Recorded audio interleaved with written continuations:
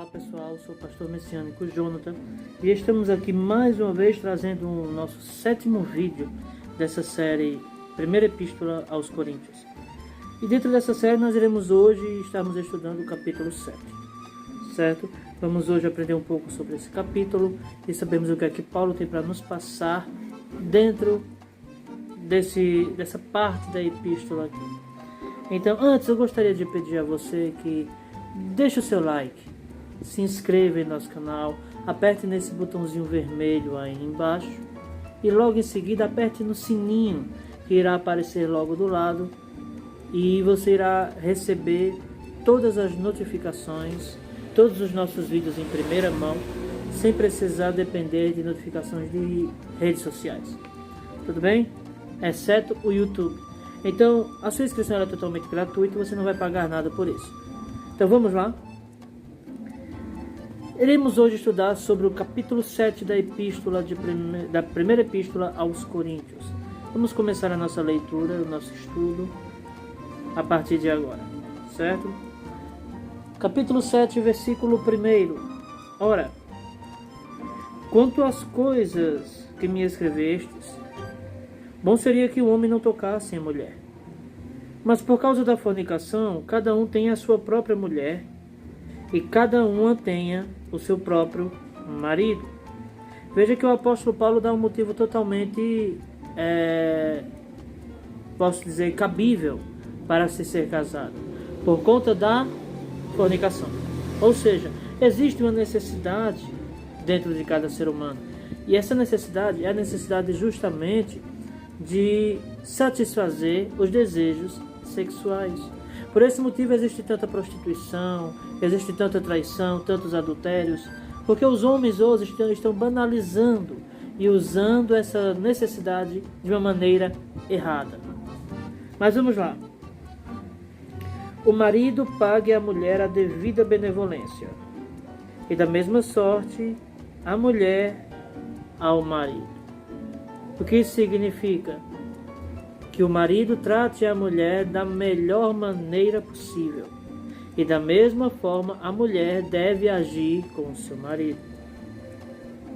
Isso aqui, olha o que, é que o apóstolo Paulo vai fazer. Ele está fazendo uma referência aqui à epístola aos Colossenses, capítulo 3, versículo 16.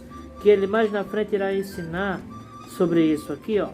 Colossenses 3, 16 não, 3, 19. Isso, Colossenses capítulo 3, versículo 19. Vós, maridos, amai a vossas mulheres e não vos irriteis contra elas. Isso é um mandamento apostólico, certo? Agora, ou seja, é justamente você tratar ela da melhor maneira possível que você sabe, que você pode. Agora, vamos aqui para o versículo 4. A mulher não tem poder sobre o seu próprio corpo, mas tem no marido. E também da mesma maneira o marido não tem poder sobre o seu próprio corpo, mas tem no a mulher. O que é que Paulo está deixando claro aqui? Paulo está dizendo: a mulher não tem o mínimo direito de se negar ao marido. Certo que toda regra tem sua exceção, não é verdade? Mas o que é que Paulo está dizendo? Se você fizer isso, seu casamento vai por água abaixo. Versículo 5. Não vos priveis, ou seja, não vos proibais um ao outro, senão por acordo mútuo, por algum tempo, para vos aplicardes ao jejum e à oração. E depois ajuntai-vos outra vez, para que Satanás não vos tente pela vossa incontinência. Meus queridos, vejam que Paulo deixa claro que muitas vezes o homem ele chega a procurar a mulher para ter o seu momento íntimo com ela. Mas qual é a resposta que ela chega a dar ao homem? Não.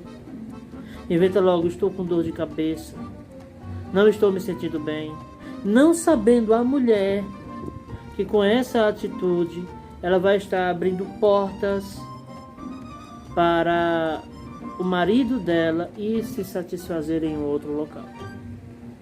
Isso vai destruir totalmente um casamento. Então, a partir do momento que a mulher começa a se privar, a se proibir para o marido, ela vai estar, na verdade, começando a destruir o seu casamento. No livro dos Provérbios está escrito: a mulher sábia, ela edifica a sua casa, mas a tola, com as suas próprias mãos, a destrói. Versículo 6. Digo, porém, isto, como que por permissão e não por mandamento. Permissão. Olha aí.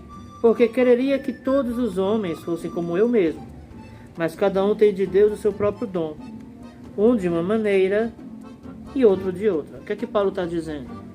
O desejo de Paulo era que os homens não sentissem a mínima vontade de se deitarem com mulheres. Mas ele diz: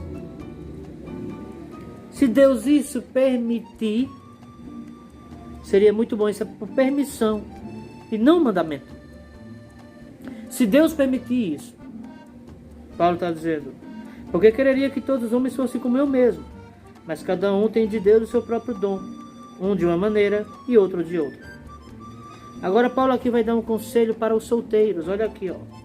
Digo, porém, aos solteiros e às viúvas, que lhes é bom se ficarem como eu. Mas se não pode conter-se, casem-se, porque é melhor casar do que abrasar-se.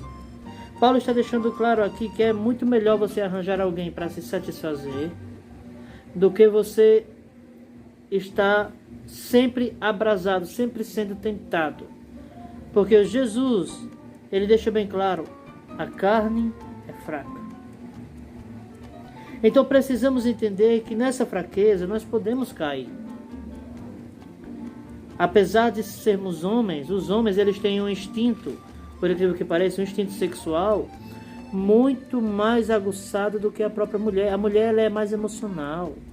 A mulher ela vai mais para o âmbito da emoção, ela faz amor, faz sexo com a pessoa, se sentir algo por aquela pessoa. Isso é a natureza normal da mulher. A natureza normal da mulher. Mas existe a natureza deturpada, que é a natureza das prostitutas, das pessoas que traem seus maridos.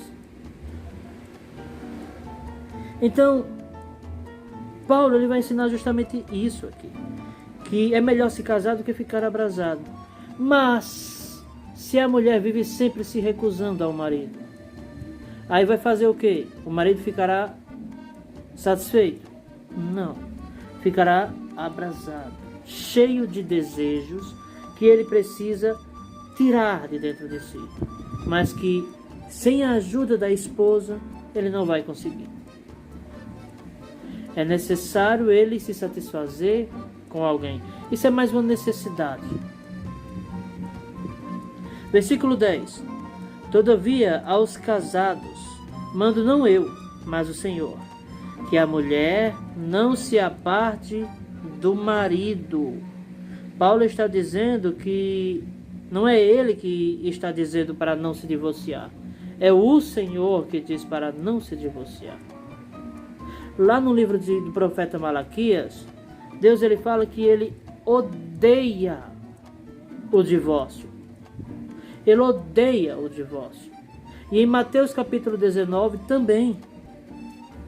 E é justamente isso que Paulo está dizendo aqui. Aos casados, não se divorciem. É mandamento de Deus. Jesus, olha aqui, ó, o que ele vai dizer. Mateus capítulo 19.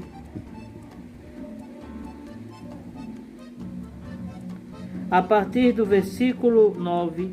Eu vos digo, porém, que qualquer que repudiar sua mulher, não sendo por causa de fornicação, e casar com outra, comete adultério. E o que casar com a repudiada, também comete adultério.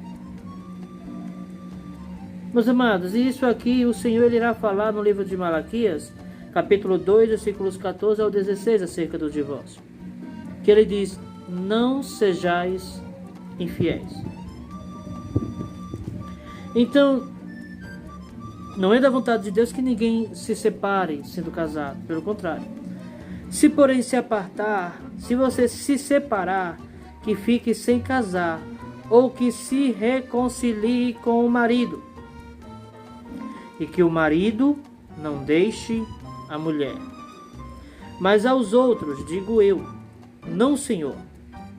Se algum irmão tem mulher descrente, e ela sente desejo em habitar com ele, não a deixe.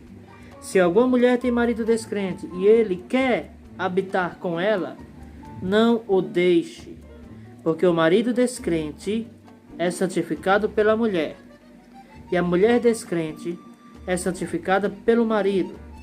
De outra sorte, os vossos filhos seriam imundos, mas agora são santos. Olha Paulo dizendo aí, ó. Se você estiver casado com uma pessoa que não tem a mesma fé que você, o que é que você pode fazer? Você deve considerar que todo fruto que vier desse casamento, ele é puro, ele é santo, porque o cônjuge, ele é santificado pelo outro, referente ao caso, porque ambos são uma só carne. Não significa que ambos serão salvos, mas que ambos estão sendo santificados, ambos estão aprendendo o caminho da justiça juntos. Versículo 15. Mas se o descrente se apartar, aparte-se. Porque neste caso, se o descrente quiser se separar, o irmão ou irmã não está sujeito à servidão, mas Deus chamou-nos para a paz. O que significa não estar sujeito à servidão? Significa justamente você, como posso dizer, não está obrigado a cumprir os seus votos matrimoniais com a pessoa que lhe deixou. Essa é a única exceção que vai lhe dar liberdade de você arranjar uma outra pessoa. Se o outro pediu a separação e não foi da sua vontade isso acontecer. Entende? Então, se não foi de sua vontade, você está livre para arranjar uma outra pessoa para você, sem o mínimo problema. Mas se você foi o culpado, qualquer outra pessoa que você arranjar, tanto você como ela, ambos serão errados. Vamos lá, versículo 16. Porque de onde sabes, ó mulher, se salvarás teu marido? Ou de onde sabes, ó marido, se salvarás tua mulher? E assim cada um ande como Deus lhe repartiu, cada um como o Senhor chamou. É o que ordeno em todas as igrejas. Olha aí. Cada um deve andar como o Senhor chamou. O que é que Paulo está dizendo aqui? Vamos lá. Paulo ele está, na verdade, falando algo que precisamos entender, que na sua época existiam gentios convertidos ao judaísmo, aos quais antes de Cristo eles estavam precisando, era necessário que eles se circuncidassem, que eles passassem pela circuncisão. E essa circuncisão, ela sempre aconteceu, e existiam ali sinagogas onde Paulo passava, que existiam judeus que tinham origem gentílica, gentios convertidos ao judaísmo, que eram ambos circuncidados. Aí Paulo vai dizer aqui, ó, é alguém chamado estando circuncidado? Fique circuncidado. É alguém chamado estando incircuncidado? Não se circuncide. Meus amados, o que isso significa? Significa que se você é chamado para servir a Cristo, estando circuncidado ou não saia do estado em que você está. Não saia da posição em que você está. Você foi chamado circuncidado? Não faça nenhuma operação para acabar com a circuncisão. Você foi chamado estando incircuncidado? Não se circuncide.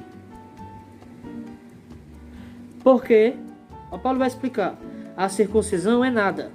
E a incircuncisão nada é. Mas sim a observância dos mandamentos de Deus. Paulo está deixando bem claro que o que é a circuncisão.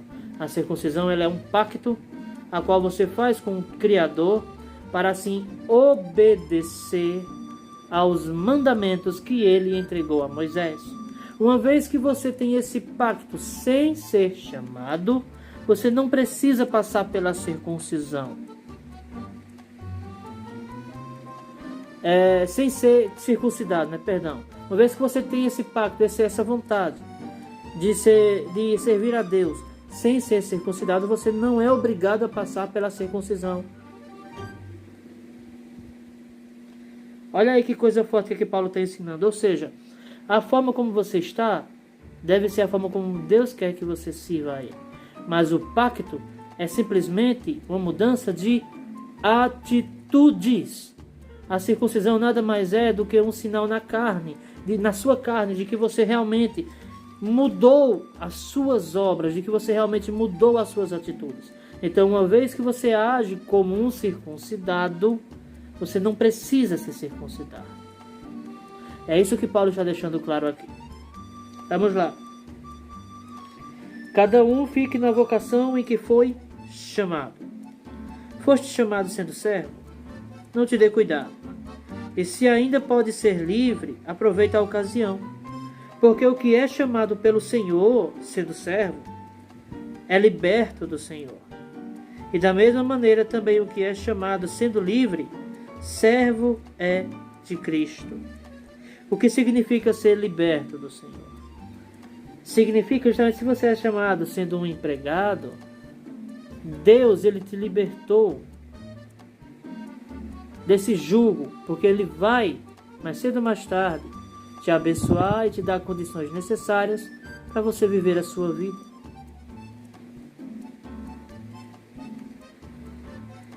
Vamos lá, versículo 23.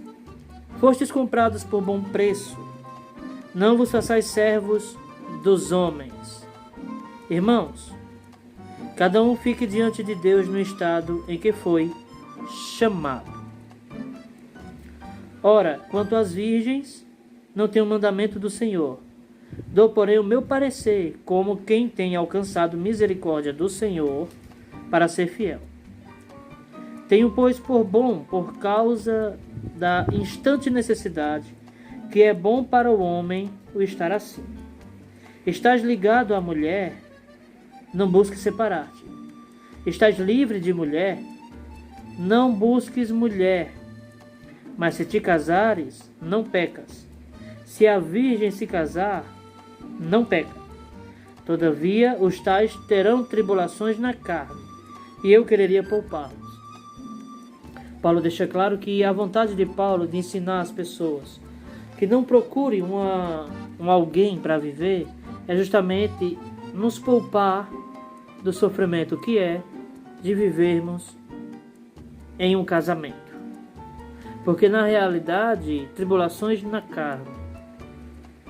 Existe aí, meus queridos, uma situação a qual muitos vão passar privações, passar problemas financeiros, né? Então Paulo ele está dizendo que ele gostaria de nos poupar disso. Mas vamos lá. Versículo 29. Isto, porém, vos digo, irmãos, que o tempo se abrevia.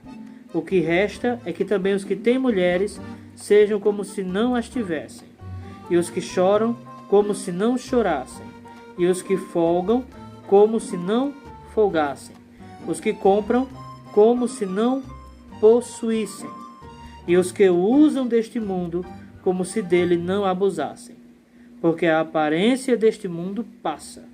Bem quisera eu que estivesse sem cuidado. O solteiro cuida das coisas do Senhor, em como há de agradar ao Senhor. Mas o que é casado cuida das coisas do mundo, em como há de agradar à mulher. Há diferença entre a mulher casada e a virgem. A solteira cuida das coisas do Senhor para ser santa, tanto no corpo como no espírito. Porém, a casada cuida das coisas do mundo, em como há de agradar ao marido. E digo isto para proveito vosso, não para vos enlaçar, mas para o que é decente e conveniente. para vos unirdes ao Senhor sem distração alguma. Paulo aqui, meus amados, ele está justamente ensinando que o casamento, ele vai tirar um pouco do seu tempo. Porque, uma vez que você se casa, você precisa cuidar das coisas do cotidiano, você precisa sustentar a sua família. E isso vai tirar parte do seu tempo para que você pudesse se dedicar ao Senhor. Isso irá fazer com que você, o tempo que você poderia aproveitar para Deus, você usasse para outras coisas. Só que Paulo está dizendo, não é pecado de forma alguma você se casar. Pelo contrário. Precisamos entender que Paulo ele está justamente com o intuito de tentar nos poupar do sofrimento que todo casal passa. As privações que os casais sofrem por problemas financeiros ou discussões, brigas, contendas, problemas familiares. Ele sempre teve a intenção de querer nos poupar dessas coisas. Vamos aqui para o versículo 36. Mas se alguém julga que trata indignamente a sua virgem, se tiver passado a flor da idade, e se for necessário, que faça o tal o que quiser. Não pecam. Casem-se. Veja que Paulo ele fala uma coisa bem interessante. Se você acha que já passou do tempo e a sua virgem já está à flor da idade, já está saindo, ó, aqui, ó. Se tiver passado a flor da idade e se for necessário, ou seja, se for necessário, que faça o tal o que quiser. Não vai pecar por causa disso. Casem-se.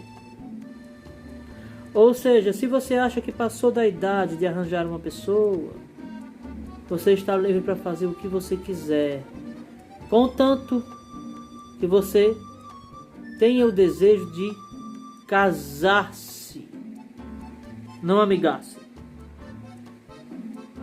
É isso que Paulo está dizendo aqui. Você pode fazer o que quiser, se tiver passado a flor da idade e se for necessário. Você não vai pecar se for necessário, se você já tiver passado da idade. São essas as duas exceções que Paulo dá para você tomar alguma atitude fora do casamento. Por incrível que pareça. Olha as palavras de Paulo aqui, ó. Mas, se alguém julga que trata indignamente a sua virgem, se tiver passado a flor da idade, e se for necessário, que faça o tal o que quiser. Não peca, contanto que se casa. Meus amados, versículo 37. Todavia, o que está firme em seu coração, não tendo necessidade, mas com poder sobre a sua própria vontade, se resolveu no seu coração guardar a sua virgem, faz bem. De sorte que o que a dá em casamento, faz bem. Mas o que não a dá em casamento, faz melhor.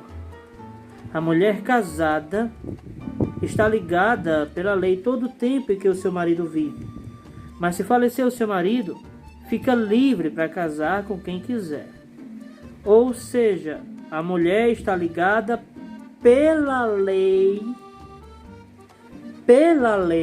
olha aí que coisa, no versículo 39. A mulher casada está ligada pela lei todo o tempo em que o seu marido vive. Pela lei. Que lei? A lei do cotidiano. Se a lei diz você tem um laço com aquela pessoa, então você tem. Uma vez que a lei diz você não tem nada com aquela pessoa, então você não tem nada com aquela pessoa. Paulo diz que a mulher é ligada, estando casada, pela lei. É a lei que diz se ela está casada ou não. Entende? Então é isso aqui. Se a lei diz o divórcio foi dado, pá, Aí algumas pessoas legalistas, elas querem ensinar que mesmo depois do divórcio, a mulher está proibida de arranjar uma pessoa. O homem está proibido de arranjar uma pessoa. Mas espera aí. Paulo está dizendo que a ligação da mulher com o marido na questão do casamento é na lei. Se a lei diz que não há, então não há. Simples assim. Será, porém, mais bem-aventurado... Aqui, versículo 39. A mulher casada está ligada pela lei todo o tempo que o seu marido vive. Mas se faleceu o seu marido, fica livre para casar com quem quiser, contanto que seja no Senhor. Ou seja, se viveu a vida inteira com essa ligação dentro da lei com o seu marido, uma vez que o seu marido morre, você está livre para casar com quem você quiser, contanto que se case com um homem que serve a Deus. Vamos lá. Será, porém, mais bem-aventurado se ficar assim, segundo o meu parecer. E também eu cuido que tenho o Espírito de Deus. Então, meus amados, o apóstolo Paulo, ele nos dá esses conselhos aqui acerca do casamento. Só que eu quero deixar bem claro, aqui, né? Que nessa questão de dar a sua mulher, a sua filha em casamento ou não, isso é mais uma questão cultural. Paulo, por ser judeu de seu período, existia aí o chamado casamento arranjado. Hoje o casamento ele é livre, entende? As pessoas podem muito bem se casar com quem quiserem. Então, essa parte de casamento arranjado não se aplica a nós, ok? Então, fica essa palavrinha para você, que Paulo diz que a ligação da mulher com o marido na relação do casamento é dentro da lei.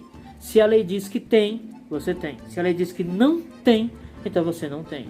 Ou seja, você está livre para arranjar outra pessoa para você. Então, deixa aí o seu like, se inscreva em nosso canal, compartilhe para mais e mais pessoas ouvirem assim o evangelho judaico do primeiro século, ensinado por Jesus e pelos apóstolos. Que Deus abençoe a vida de todos vocês e fique com Deus em nome de Yeshua.